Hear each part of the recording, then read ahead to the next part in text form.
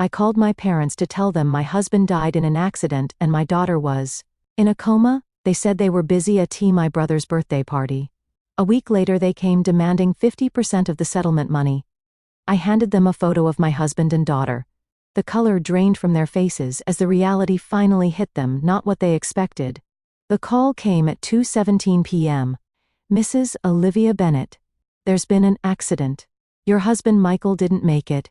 Your daughter Hannah is in critical condition. My world collapsed in seconds.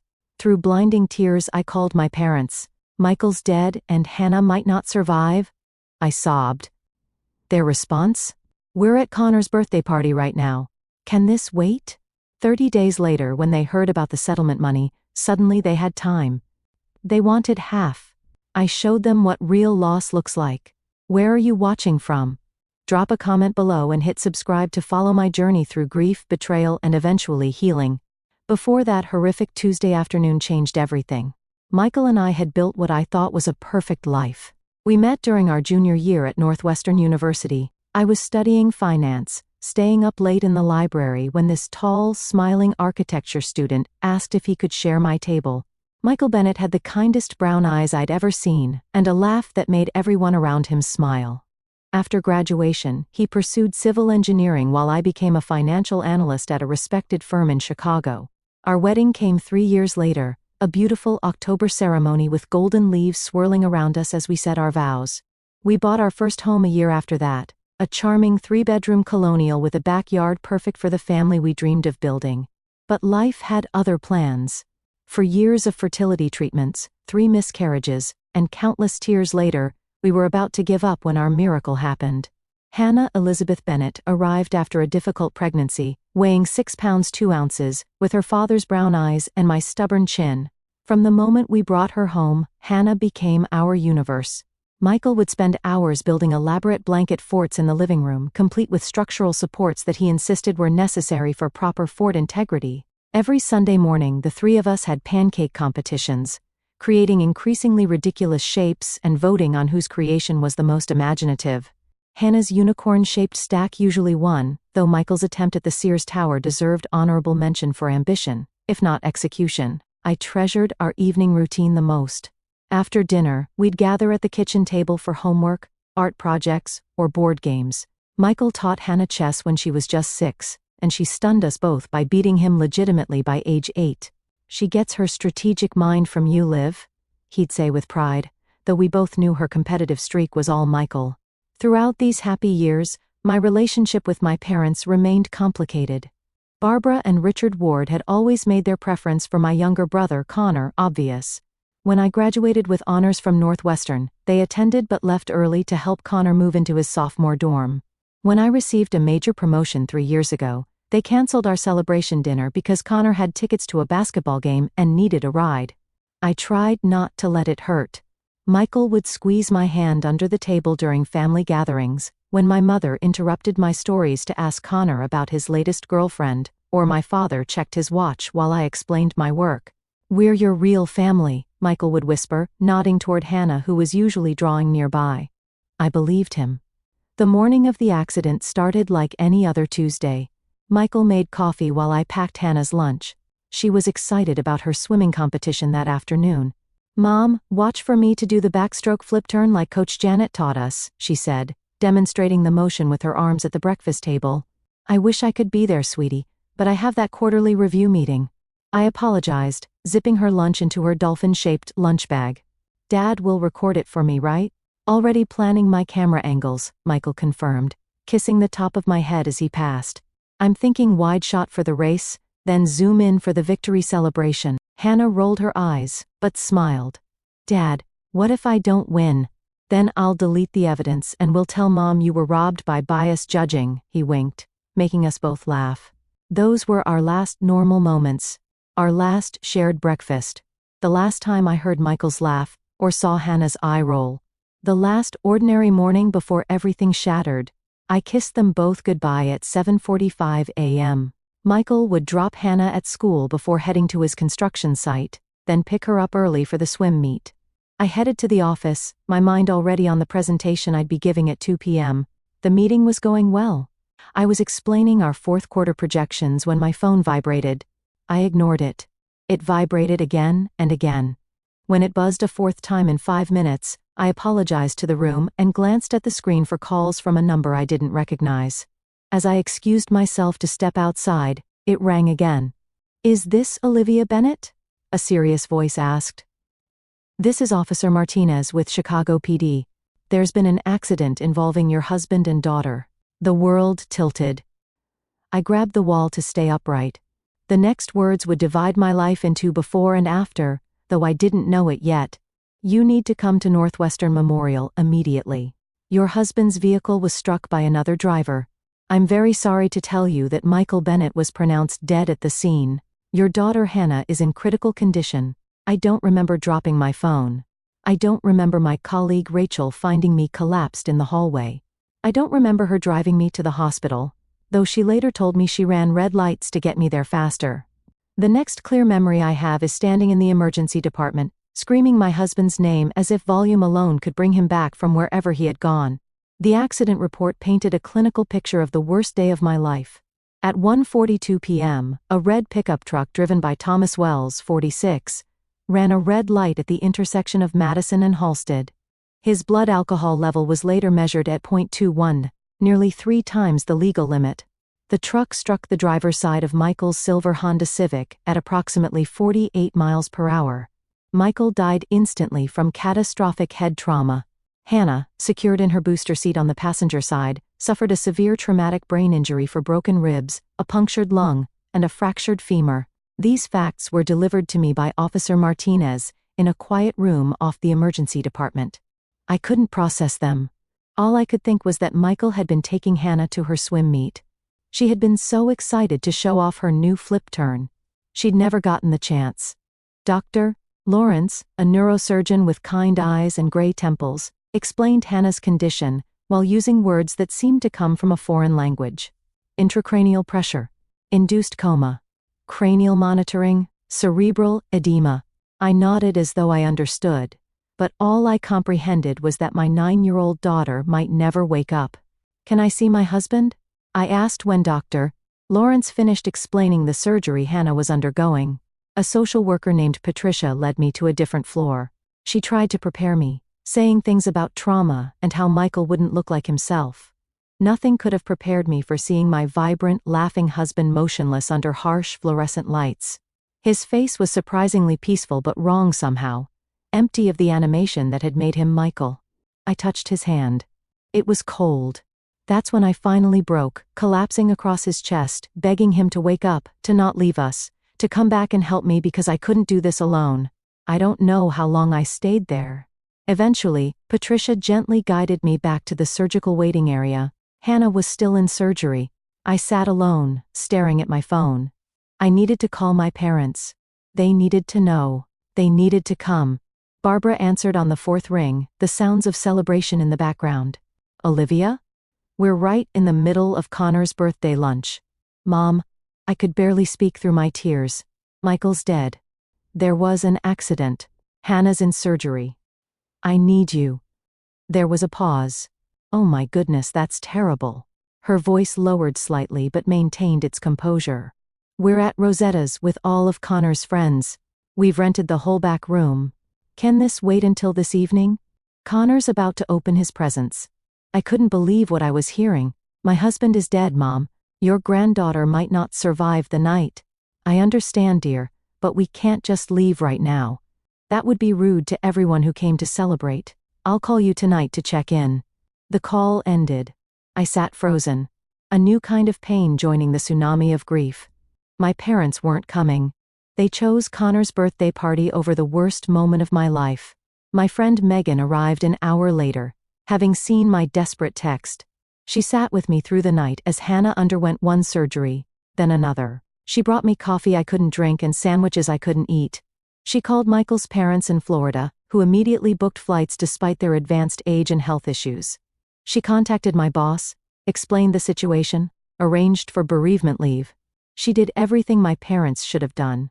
The first 72 hours passed in a fog of grief and fear. I alternated between sitting beside Hannah's bed in the pediatric ICU, her small body connected to more machines than I could count, and making arrangements for Michael's funeral. His parents arrived, shell-shocked and gray with grief, yet still finding strength to support me.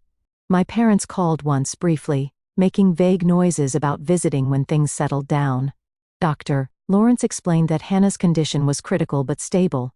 They had placed her in a medically induced coma to help her brain heal. "The next few days are crucial," he said gently. "All we can do now is wait and monitor." So, I waited. I slept in a chair beside Hannah's bed, waking at every beep or change in the rhythm of the machines keeping her alive. Nurses named Sophia and Daniel became my lifelines, explaining each procedure, each Medicat ion, each small sign of hope or concern. On the fourth day, a man in a suit appeared at Hannah's door, introducing himself as Jeffrey Williams, an attorney specializing in accidents and wrongful death. "Your friend Megan contacted me," he explained. "The driver who hit your husband was heavily intoxicated and has multiple prior DUIs. There will likely be both criminal charges and potential for a substantial civil settlement. I don't want to overwhelm you right now, but certain legal steps should be taken quickly to protect your and your daughter's interests." I signed papers I barely read. Jeffrey promised to handle everything, to keep me informed, but not burdened. "Focus on your daughter," he said kindly. "Let me worry about the legal aspects." That evening, I received another call from an insurance representative named Thomas, explaining that the drunk driver's insurance company was already discussing settlement possibilities.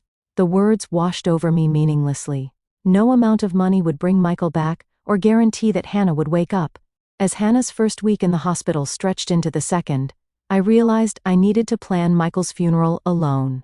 His parents had returned to Florida temporarily to arrange longer-term care for Michael's father, who suffered from advanced Parkinson's and couldn't be left with neighbors indefinitely. My parents had sent flowers, but explained that Connor had a job interview they needed to help him prepare for. The betrayal cut deeper each day. Planning your husband's funeral while your child fights for her life creates a special kind of hell. I chose a casket while sitting beside Hannah's hospital bed, my laptop balanced on my knees, the rhythmic beep of her heart monitor the only sound in the room. I selected flowers during her morning neurological assessment, half listening to Dr. Lawrence explained small improvements in her intracranial pressure.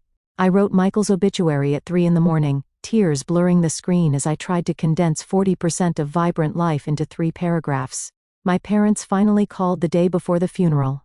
"We're so sorry about missing your calls, Olivia," my mother said, no real apology in her tone.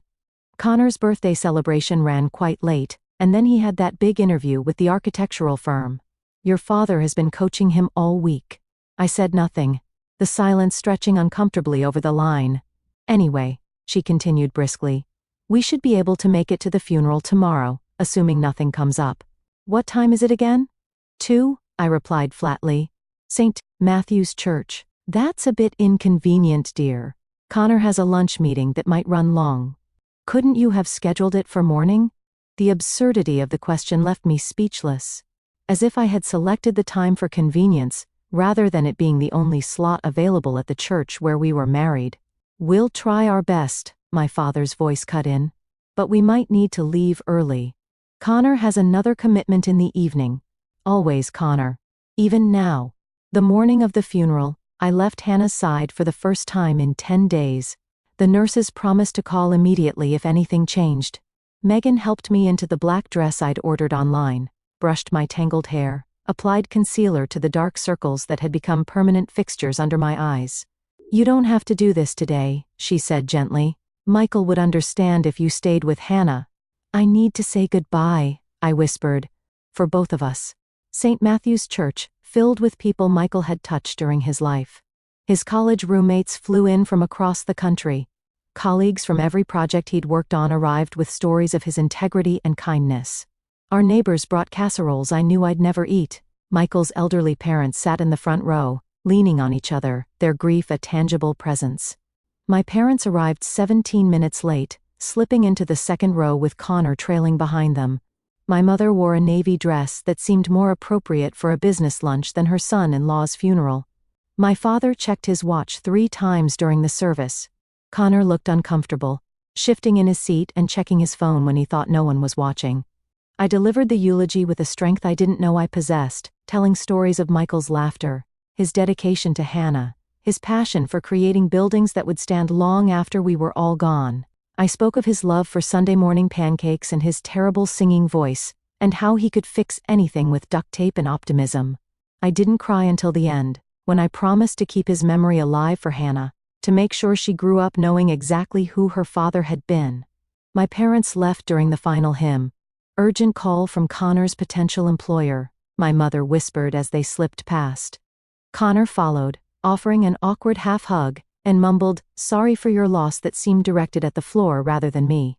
At the cemetery, Michael's colleagues formed a protective circle around me.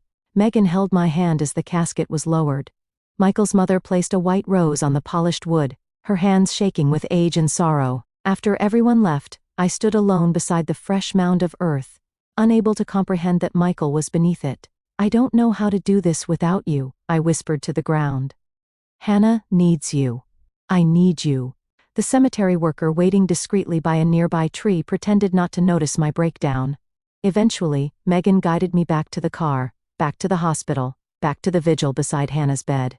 The house, when I finally returned 3 days later to shower and collect fresh clothes, felt like a museum of our former life. Michael's coffee mug still sat in the sink. Hannah's backpack hung on its hook by the door, her unfinished math homework visible in the front pocket. I curled up on our bed, burying my face in Michael's pillow, breathing in the fading scent of his shampoo, and allowed myself to scream until my voice gave out. No one was there to hear me anyway. My family had made their priorities crystal clear. Days at the hospital blended together, forming a monotonous rhythm punctuated only by Hannah's medical assessments.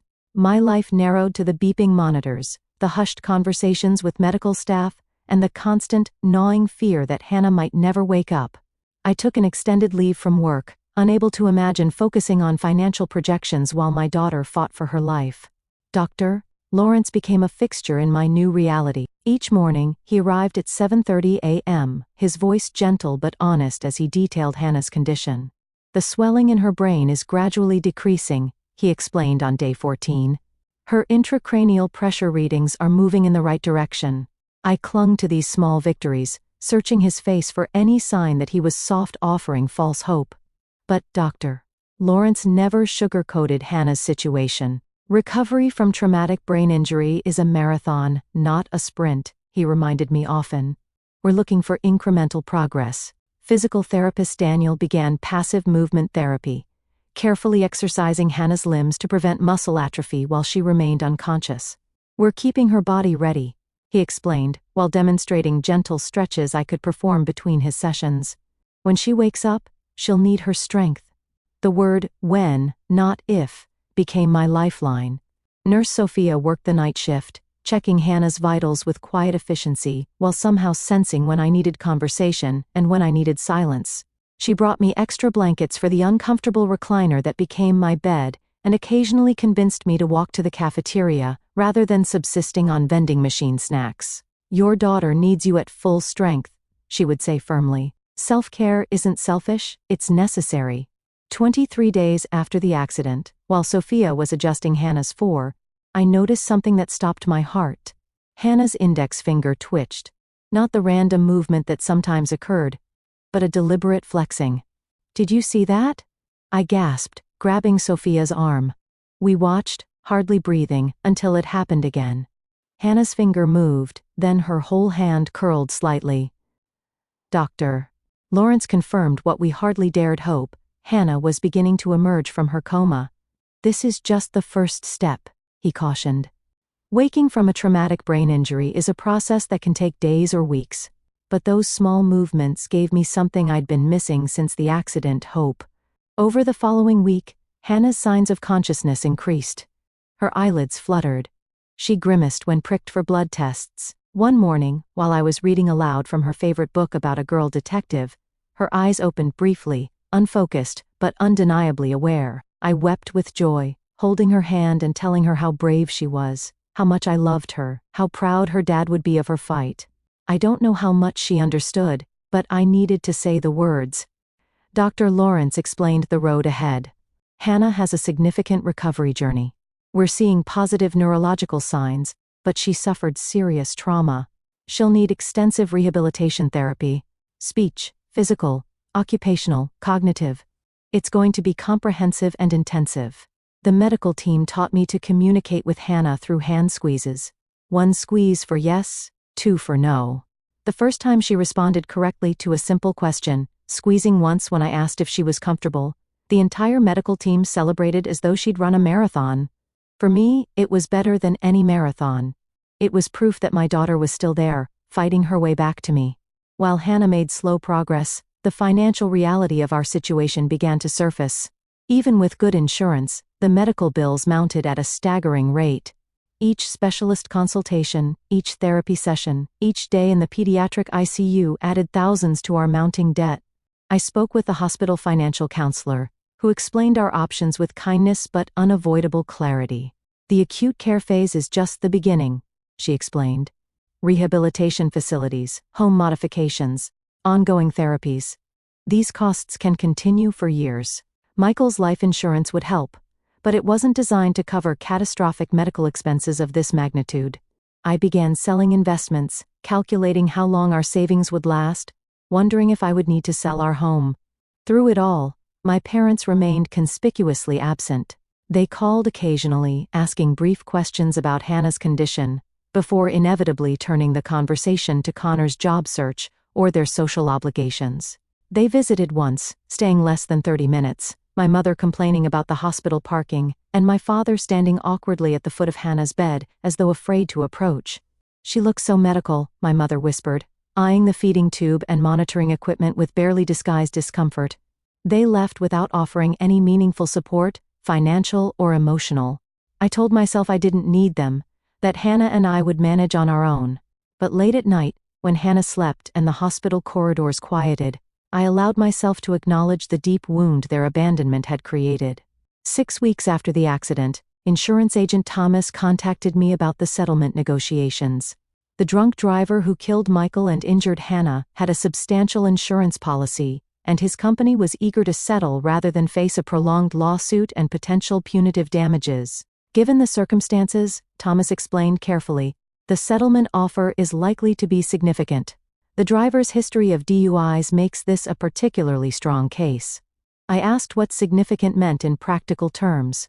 When he quoted a figure, I nearly dropped the phone. It was more money than I had imagined, enough to cover Hannah's medical expenses and future care needs. For the first time since the accident, I felt a weight lift. We would be okay financially. Hannah would get the care she needed. I wouldn't have to choose between physical therapy sessions and paying the mortgage. That evening, Hannah squeezed my hand 3 times, a pattern we hadn't established. When I asked what she was trying to tell me, she did it again. 3 squeezes. I love you, I whispered, suddenly understanding. Is that it? 3 squeezes means I love you. 1 squeeze. Yes. I placed her small hand against my wet cheek. I love you too, Hannah. More than anything in this world. That night, I called my parents to share the good news about Hannah's progress, and briefly mention the settlement. Their response would change everything. The morning after I mentioned the settlement to my parents, Attorney Jeffrey arrived at the hospital with detailed paperwork and a carefully controlled expression. We sat in the family consultation room while Hannah underwent her morning physical therapy session with Daniel. The insurance company has made a formal offer, Jeffrey said, sliding a document across the table. It's substantial, as expected given the circumstances.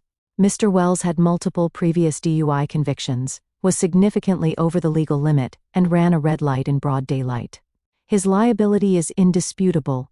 I stared at the number on the page, 7 figures. Enough to ensure Hannah would receive every treatment, every therapy, every opportunity to recover as fully as possible. We need to discuss how to structure this, Jeffrey continued. I recommend establishing a medical trust for Hannah's ongoing care. This will protect the funds and ensure they're available throughout her recovery journey and beyond. For the next hour, Jeffrey outlined options for managing the settlement. A significant portion would be placed in a structured settlement, providing regular payments for Hannah's care over her lifetime. Another portion would be available immediately for current medical expenses, necessary home modifications, and specialized equipment Hannah might need during rehabilitation. What about taxes? I asked, my financial analyst background surfacing through the fog of grief and exhaustion. Settlements for physical injuries are generally tax-exempt, Jeffrey explained. But we'll work with a specialized accountant to ensure everything is properly structured. As Jeffrey outlined the financial details, I found myself thinking of Michael. He had always handled our long-term financial planning, joking that it was only fair since I managed our day-to-day finances. "You keep us afloat, I'll chart the course," he'd say. Now I was navigating alone, making decisions that would affect Hannah's entire future. "Take some time to review everything," Jeffrey said as our meeting concluded. "But don't wait too long. The sooner we accept and structure the settlement, the sooner those funds become available for Hannah's care." I spent that afternoon researching pediatric rehabilitation facilities, calculating lifetime care costs, and consulting with Dr. Lawrence about Hannah's long-term prognosis. The numbers were staggering, but the settlement would cover them. Hannah would have what she needed. That certainty felt like the first solid ground I'd stood on since the accident. That evening, my phone rang with my parents' number. "Olivia, your father and I have been discussing your situation," my mother began without preamble. "We've decided it's time we visited properly. How about tomorrow afternoon?" Their sudden interest caught me off guard. In 7 weeks, they had visited exactly once, staying less than half an hour and offering no meaningful support. "Hannah's been showing real improvement," I said cautiously. "She's communicating with hand squeezes and her eyes are focusing better. The doctors are optimistic." "That's wonderful, dear. And the settlement matter you mentioned? Has that progressed?" The slight shift in her tone triggered a warning bell in my mind. "It's being handled," I replied vaguely. "The attorney is working out the details. Your father knows quite a bit about financial matters," she pressed. "He'd be happy to look things over, offer some guidance. These situations can be complex for someone without experience." I nearly laughed. I was a financial analyst with an MBA. My father was a high school history teacher who consistently made poor investment choices. "I appreciate the offer, but I have professional advisors," I said. "Will you be coming around lunchtime tomorrow? I should prepare Hannah. She gets anxious around visitors she hasn't seen in a while." The subtle criticism wasn't lost on my mother. "We'll be there at 1, she said stiffly before ending the call. The next morning, I gently explained to Hannah that her grandparents would be visiting. "They haven't been able to come much because they've been busy," I said, choosing my words carefully. Hannah deserved to know her grandparents loved her, regardless of my complicated feelings toward them. Hannah squeezed my hand once. Yes, she understood. Then she squeezed twice. No, she wasn't happy about it. Even at 9 years old, even with a traumatic brain injury, Hannah saw through pretenses. My parents arrived precisely at 1, bearing a stuffed bear from the hospital gift shop and a bunch of bright balloons. My mother had applied full makeup and wore a smart pantsuit, as though visiting a business associate rather than her injured granddaughter. My father trailed behind her, carrying a folder that immediately raised my suspicions. "Hannah, look how much better you're doing," my mother exclaimed with forced brightness. "Soon you'll be up and about back to normal." I saw Hannah's heart rate increase slightly on the monitor. Dr. Lawrence had warned against suggesting quick or complete recovery. Hannah was making remarkable progress, but faced months or years of rehabilitation. "Hannah is making steady progress," I corrected gently. "We're celebrating each small victory, aren't we, sweetie?" Hannah squeezed my hand once. "Yes." My mother placed the bear on Hannah's bedside table, then immediately turned to me. "Olivia, we need to discuss some important matters. Perhaps we could step outside." "Anything you need to say can be said here," I replied. Hannah's speech therapist encourages normal conversation around her, even if she can't fully participate yet. My mother's smile tightened. "Very well. Your father and I have been talking about the settlement situation. We understand it's quite substantial. It's designed to cover Hannah's medical needs," I said flatly. "Her care could extend for decades." Of course, my father interjected, opening his folder. "But these situations require careful management, family support structures." As they continued speaking, I noticed they kept glancing toward the door, clearly wanting a private conversation. I excused myself briefly to use the bathroom, and as I returned, I overheard their whispered conversation from the hallway. "We should be entitled to some consideration," my mother was saying. "We're family." Connor's business idea could really take off with proper investment. The settlement is meant to be shared, my father agreed. Family supports family. A cold understanding washed over me. This wasn't about supporting Hannah or me. This was about getting access to the settlement money. I stepped back into the room, my face carefully neutral. Hannah's getting tired, I announced. Perhaps we should continue this conversation another time. My parents exchanged glances. We'll stop by your house next week, my mother said decisively. Once Hannah's asleep for the night, we can have a proper family discussion then. After they left, Hannah squeezed my hand twice.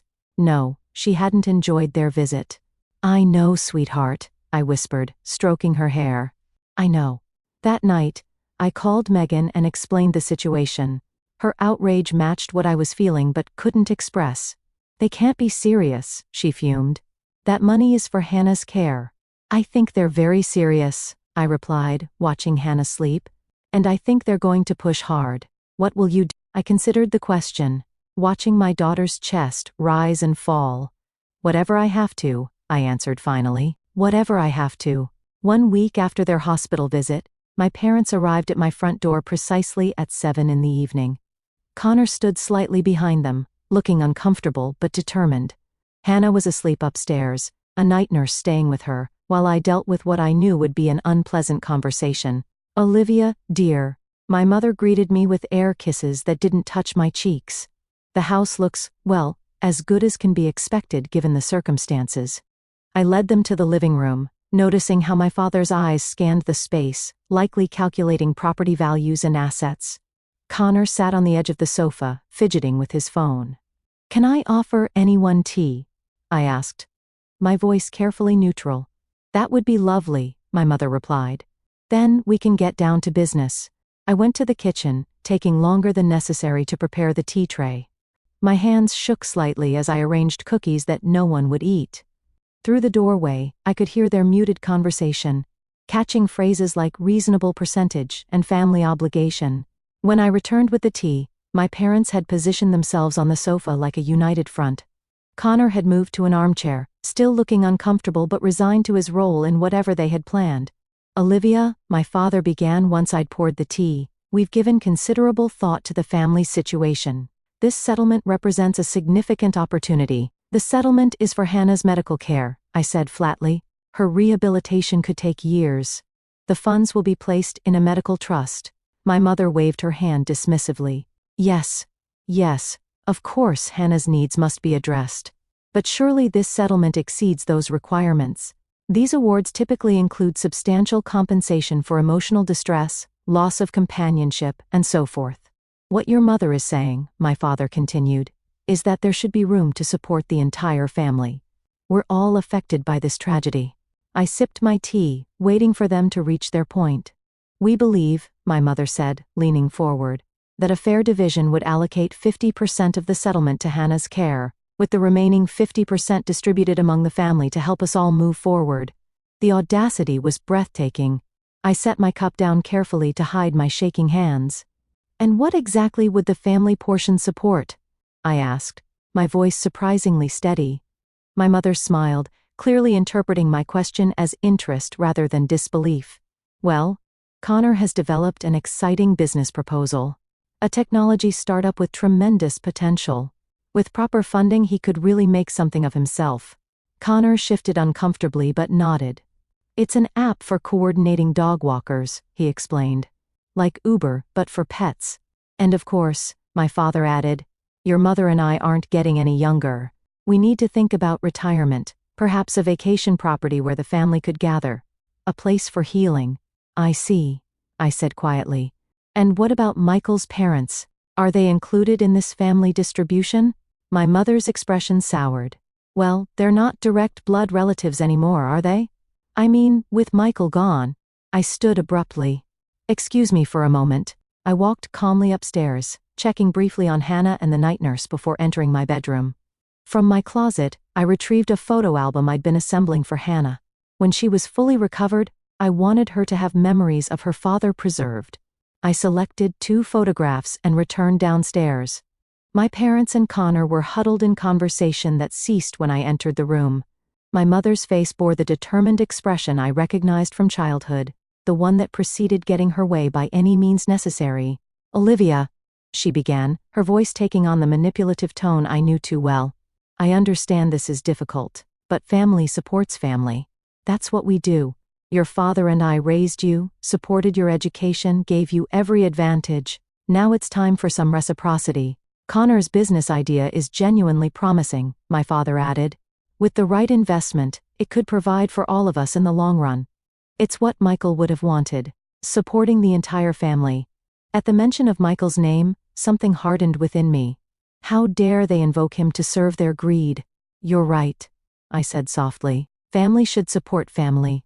My mother's face brightened. "I knew you'd see reason, dear.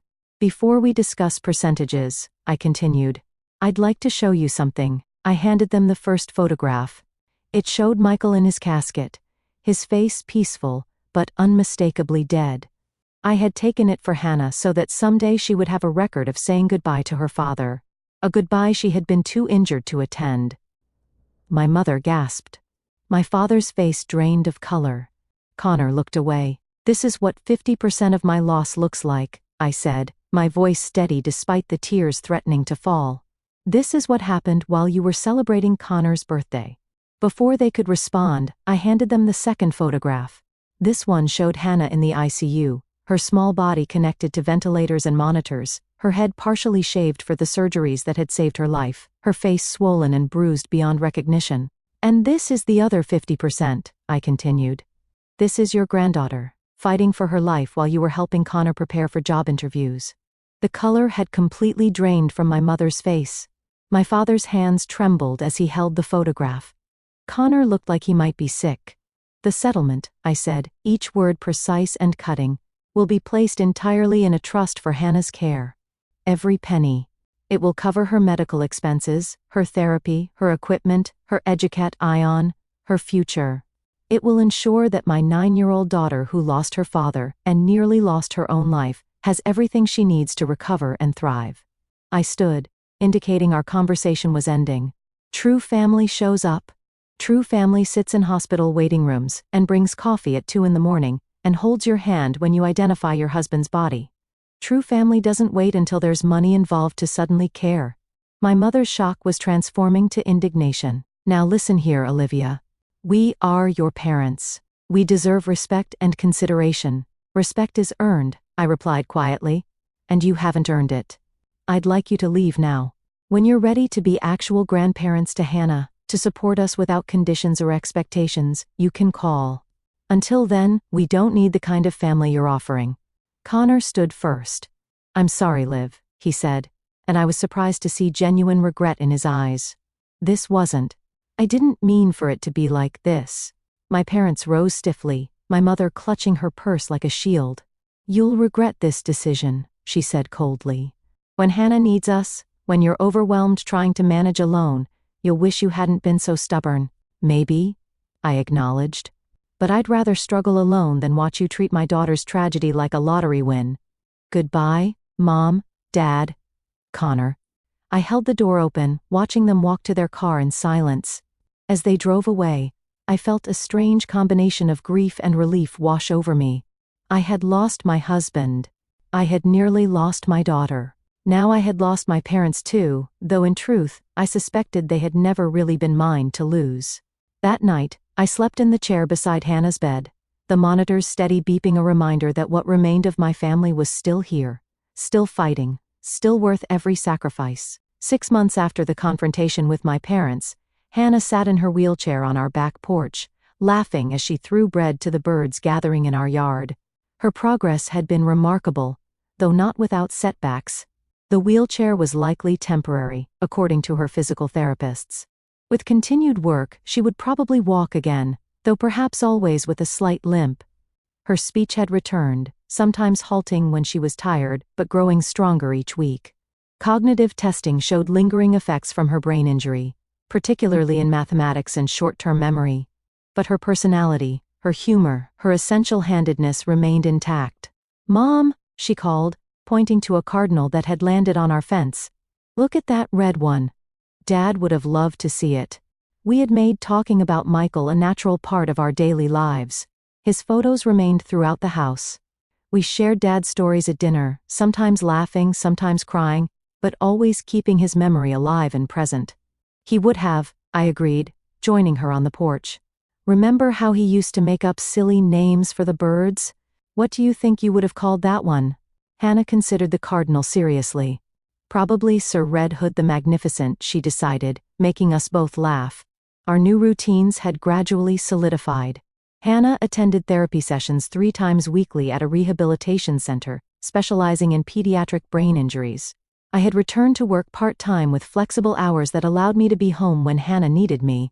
Michael's parents visited monthly, staying in our guest room and filling the house with warmth and stories of Michael's childhood. The settlement had been finalized and structured exactly as Jeffrey had recommended. A trust provided for Hannah's ongoing medical needs, with additional funds set aside for her education and future. Our financial situation was secure, though I would have traded every penny to have Michael back and Hannah uninjured. "Mom," Hannah said, as we watched the birds, her voice taking on the hesitant quality that appeared when she broached difficult topics. "Why don't Grandma and Grandpa Ward ever visit? Are they mad at us?" The question pierced my heart. Despite everything, Hannah missed her grandparents. I had been careful never to disparage them in her presence, believing she had the right to form her own opinions. "They're not mad at us, sweetie," I said carefully. "Sometimes grown-ups make choices about where to spend their time and energy. Grandma and Grandpa Ward have been focusing on Uncle Connor lately." Hannah considered this. "But they know I got hurt, right? And that Dad died." "They know," I confirmed, choosing my next words with extreme care. "I think sometimes people don't know how to handle very sad things. They might stay away because they're uncomfortable or don't know what to say." "That's silly," Hannah declared with the straightforward wisdom of children. "When you're sad, you need people more, not less." "You're absolutely right," I agreed, squeezing her shoulder gently. "That's a very smart way to look at it." 3 weeks later, an envelope arrived with my parents' return address. Inside was a card and a 4-page handwritten letter. The card was for Hannah, with a gift certificate to her favorite bookstore and a simple message, "Thinking of you. Love, Grandma and Grandpa Ward." Nothing elaborate, but it was the first acknowledgement of Hannah they had sent since the confrontation. The letter was addressed to me. I sat at the kitchen table after Hannah was in bed and read my mother's surprisingly vulnerable words.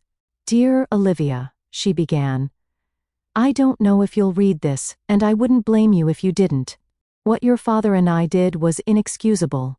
There are no adequate words to express our remorse, but I feel compelled to try. The photographs you showed us have haunted me every day since.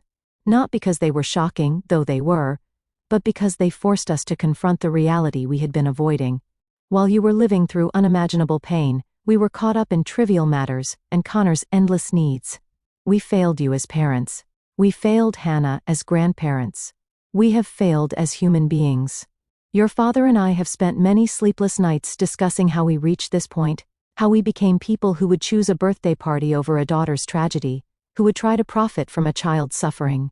There is no excuse, only shame and regret. We don't expect forgiveness, nor do we deserve it. But we want you to know that your words that night changed us. We are trying to become better people.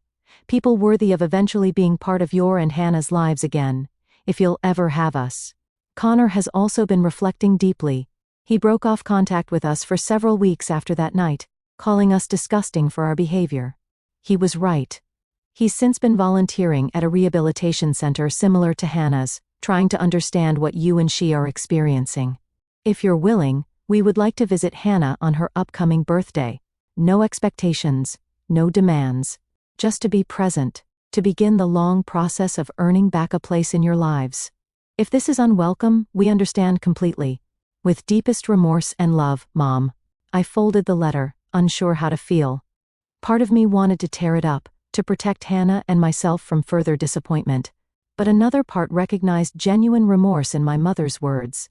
People could change, couldn't they? Wasn't that what I was teaching Hannah about her own recovery? That setbacks weren't permanent? That growth was always possible? After several days of consideration, I called my mother. "Hannah's birthday gathering will be small," I said when she answered, skipping any greeting. Just a few friends from therapy, Michael's parents, and Megan's family. 3 to 5 on the last Saturday of the month. If you want to come, you're welcome. But it needs to be about Hannah, not about fixing our relationship. The silence on the other end lasted so long, I thought the call had dropped. Thank you, Olivia, my mother finally said, her voice thick with what sounded like tears. We'll be there, on Hannah's terms. On your terms?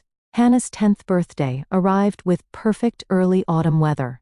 We set up a small party in the backyard, with decorations featuring her newest obsession, marine biology. Michael's parents helped hang streamers and blow up balloons, their gentle presence a reminder that family could be a source of strength rather than pain. When my parents arrived, precisely at 3, the awkwardness was palpable. They carried a large gift wrapped in paper covered with dolphins and seahorses, clearly chosen with Hannah's interests in mind. Connor arrived separately a half-hour later, bringing a small gift bag and an uncomfortable smile. Hannah, I said, as they approached where she sat in her wheelchair. Look who's here.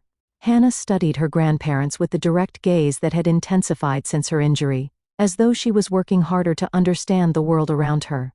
Hi, she said simply. Hello, Hannah, my mother replied, her usual confidence nowhere to be seen. Happy birthday. We've missed you very much. Hannah considered this. I got hurt, she said plainly. My dad died. I needed you. The brutal simplicity of her statement hit my parents visibly. My father's eyes filled with tears, something I had seen perhaps twice in my life. You're right, he said, kneeling to her eye level despite his arthritic knees. We should have been there. We made a terrible mistake. I'm so sorry, Hannah. Hannah studied him for a long moment, then nodded once. Okay, do you want some cake? Mom made it with blue frosting inside. Like the ocean. Just like that, Hannah offered a path forward. Not forgiveness exactly, but an opportunity to begin again. The party proceeded with surprising ease. My parents made genuine efforts to engage with Hannah, asking about her therapy and listening attentively to her sometimes halting explanations. Connor spoke with me privately, apologizing again for his role in the settlement demand. I've been doing a lot of thinking, he said, watching Hannah showing my father her collection of seashells, about the kind of person I want to be. The kind of brother. The kind of uncle. It's a process, I said, neither accepting nor rejecting his apology. We're all figuring it out day by day. 2 weeks later, my parents asked if they could attend one of Hannah's therapy sessions to better understand her recovery journey. The following month, they suggested family therapy with a counselor specializing in family estrangement and reconciliation. Slowly, cautiously, we began rebuilding what had been broken, creating something new rather than trying to restore what had never truly existed. On the 1-year anniversary of Michael's death, Hannah and I visited the cemetery together. She walked with her walker, insisting on making the journey from the car to the grave under her own power. We placed flowers on the headstone, and Hannah pressed her hand against the engraved letters of her father's name. I think Daddy would be proud of us, she said simply. We got hurt, but we kept going. He would be incredibly proud of you, I agreed, blinking back tears. You're the bravest person I know. And you too, Mom, she insisted. You take care of me, and you go to work and you don't cry until you think I'm asleep. I smiled through my tears, caught by my perceptive daughter. We take care of each other, don't we? As we made our slow way back to the car, Hannah asked, Are we going to be okay? Just the two of us. I considered the question seriously, giving her the honest answer she deserved. We're going to be different than we were before. There will always be a Michael-shaped hole in our lives. But yes, we're going to be okay. We have each other. We have people who love us. We're building a new kind of family. That evening, we sat on the porch swing Michael had installed the summer before the accident. Hannah leaned against my shoulder as we watched the sunset paint the sky in brilliant oranges and pinks. Family isn't just who you're born to, I said softly, thinking of Megan who had shown up when my parents wouldn't, of Michael's elderly parents who traveled despite their health issues to support us, of the nurses and therapists who had become part of our extended circle. Family is who shows up, who stays, who loves without conditions. Hannah nodded sleepily against my shoulder. Like us, she murmured. Exactly like us, I agreed. As the sun disappeared below the horizon, I thought about the journey we had traveled in the past year. The unimaginable loss, the betrayal, the difficult road of recovery, but also the discovery of strength I never knew I possessed, the deepening of true friendships, the rebuilding of family relationships on more honest foundations. We had survived the worst life could throw at us. Whatever came next, Hannah and I would face it together, our small but mighty family of two. What would you do if your family abandoned you in your darkest hour? Have you ever had to rebuild your life after tragedy? Share your thoughts in the comments below. Don't forget to like this video if Hannah's courage inspired you, subscribe to follow more stories of resilience, and share with someone who might need to be reminded that it's possible to find strength even in our most broken moments. Thank you for being part of our community where we can share these difficult journeys together.